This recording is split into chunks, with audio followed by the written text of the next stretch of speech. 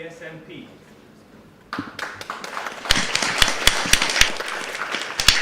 Thank you very much. I hope you can hear me. I'm going to use this mic because I figure you'll have a better experience of getting mics to work than I will after this one. So I'm expecting some nice tricks on the mic from me when it comes back.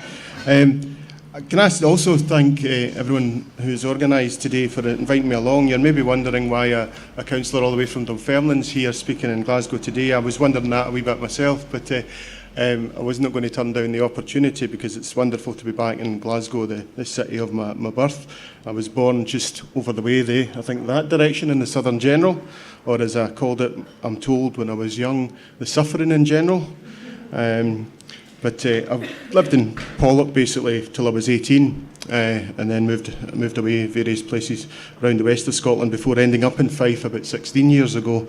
Today I'll probably talk a bit more about my experiences in the west coast rather than the east, because we don't want to get into a whole debate about what you put in your fish and chips, because that could just take us all day and divide the country.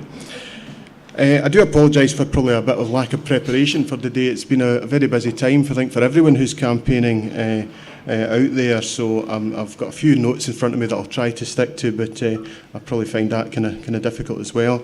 But it is particularly busy at the moment for all the campaign teams because the postal votes are out, and there's been a lot of activity specifically targeted on people who have postal votes. So a specific message today, well, two specific messages today. If you're a yes voter and you have a postal vote and you haven't done it yet, do it as soon as you get home, don't forget. If you're a no voter and you have a postal vote, the nights are fair drawn in. It might rain later, so don't bother, it's all right. I will try and be brief if I can, because having done things like this before, I know the Q&A part is nearly always the best bit, and it's always great to get a bit of back and forth debate going on. It does remind me, though, of one of the first times I did a political Q&A. It was back in 1995 over in Govan, at Govan Community Council. I was standing for the SNP in the Drummoyne ward that time round, but our candidate in Govan couldn't make it, so I was asked along at the last minute to do one of these panel shows. I walked in, was greeted by a very well-dressed, very well-spoken gentleman who informed me that he would normally be chairing the meeting as he was chair of the Community Council, but that he wouldn't be today because he was actually a candidate in the election. And I immediately started to think, I didn't think there was a Tory standing in Govan. That's a bit strange. Turned out he was a communist candidate, so it shows what you can do if you go in first impressions with people. But I remember the Q&A that day. I had only just been selected as a candidate. One of the first times I'd done a public meeting. I'd put out an introductory leaflet around the Drummoyne ward, which told people a bit about my background being that I trained as a gardener with the National Trust for Scotland and then went and did an HND in horticulture at Auchincruive down in Ayrshire. And that was about as much information as the public had at the time, but the Q&A was going quite well. I managed to answer all the questions. Each member of the public asked a question, and the panel members took it in turn to answer the questions, and it was quite interesting. And as you often find at these things, a lot of the panel had more things in common than they had dividing them, and that's something that I think is really come to the fore through this campaign.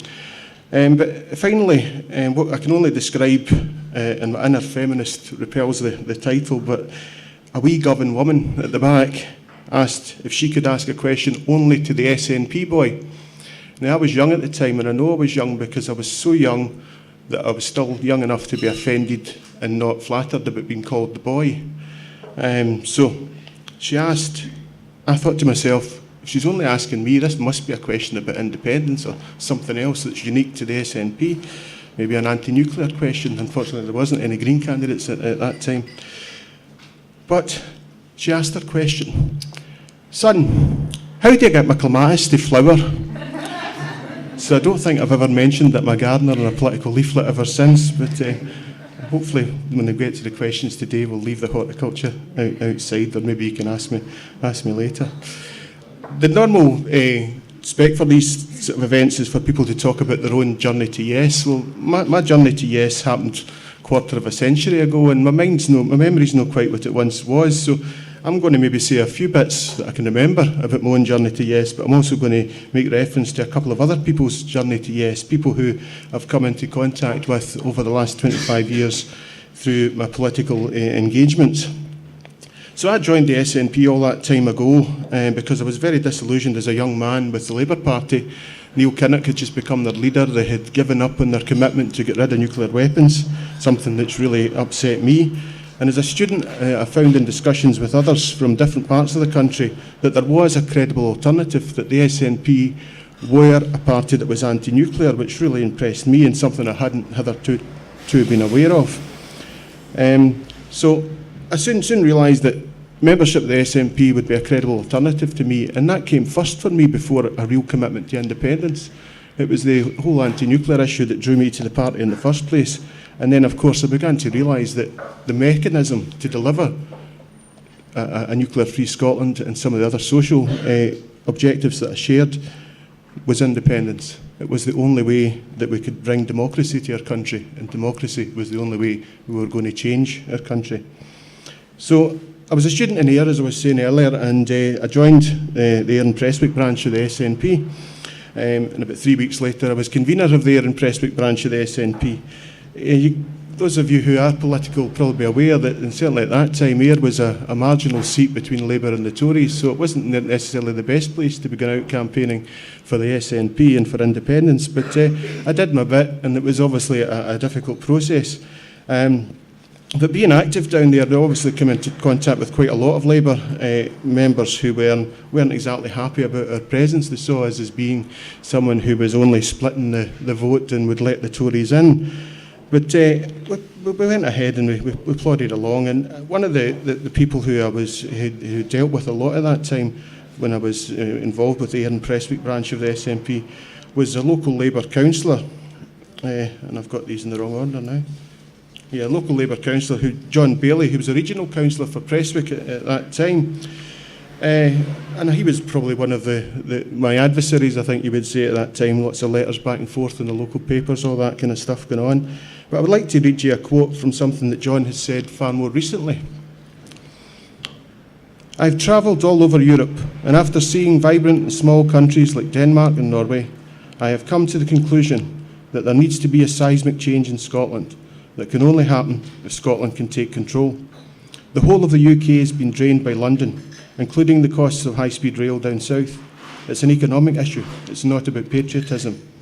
The thought of waking up the day after the referendum with a no vote fills me with dread, because nothing will change." So I was very impressed to find out that someone else had made the road to yes, even if it took them a few years longer than me. A few years later than my time in Ayr, I was back up, as I've said, in Glasgow, and as a candidate in Drummoyne Ward in Govan. That election in 1995 was an interesting one there. There was only two candidates in the Drummoyne Ward. It was a straight SNP Labour fight. Stephen Dornan was the Labour candidate at that time. I think he has since left the Labour Party and became a Glasgow First councillor in the city. But was still, up until very recently, campaigning against independence and actually campaigning with Better Together. But, again, someone else has made a journey to yes.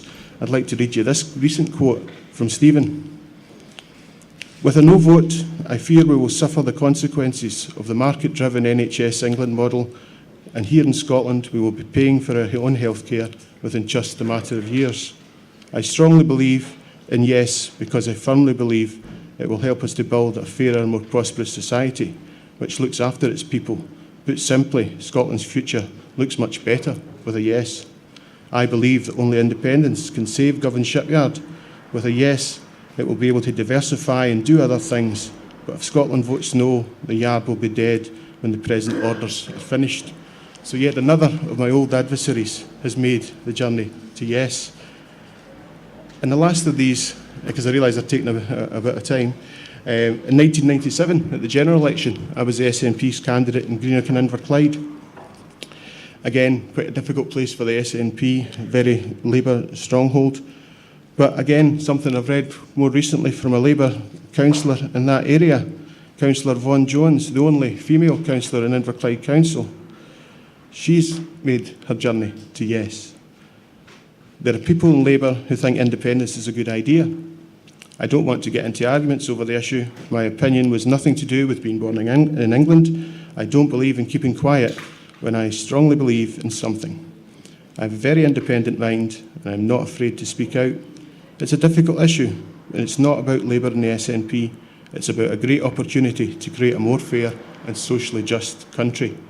So another of my old adversaries has made the journey to yes.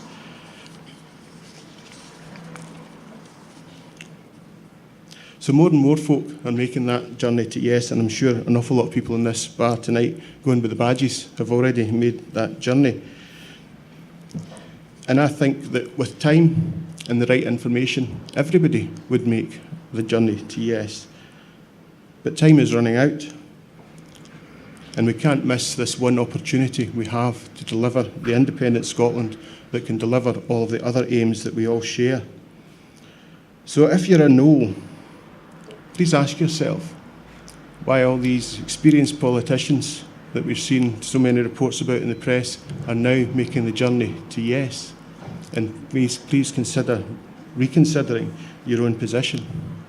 If you're an undecided, please make sure you have all the facts before you make your decision, and coming along here today has hopefully been a part of that process for you. And if you're a yes, well, why are you here? We should all be out canvassing. I made sure that one of the things I did yesterday to free me up for coming here was arrange a whole load of canvassing for people in Dunfermline, and I checked my phone before we started, and the canvassing that was done today had a 69% return for yes all across Dunfermline. I thought that's something I'd like to share. But there's lots of activity going on just now. So if you're a yes, obviously keep having those conversations with your friends and your family. But please, if you haven't already done so, get in touch with your local yes campaign group. Get involved, get out on the doorsteps. It's much more fun than it sounds. The weather's not too bad at all, and you can make all the difference, because this really is our one opportunity to build the country that we all seek. Thank you.